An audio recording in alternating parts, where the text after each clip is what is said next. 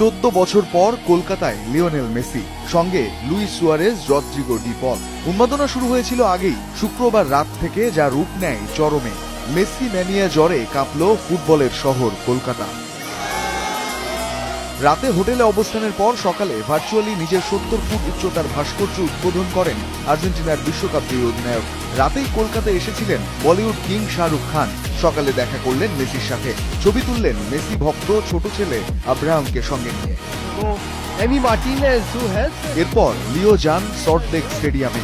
Football জাদুকরকে এক নজর দেখেই উল্লাসে ফেটে পড়ে গোটা স্টেডিয়াম। এ সময় দর্শকদের উদ্দেশ্যে হাত নেড়ে অভিবাদন গ্রহণ করেন মেসি। সঙ্গে ছিলেন ডিপল ও সুয়ারেজ। মোহনবাগান মেসি অলস্টার বনাম ডায়মন্ড হারবার মেসি অলস্টার ম্যাচে অংশ নেয়া খেলোয়াড়দের সাথে দেখা করেন মেসি। কেউ নিয়েছেন অটোগ্রাফ, কেউ বা প্রেমবন্দী হয়েছেন এলেন টেনের সাথে। অন্যরকম এক আবেগ ছুঁয়ে যায় মেসি আর কলকাতায়।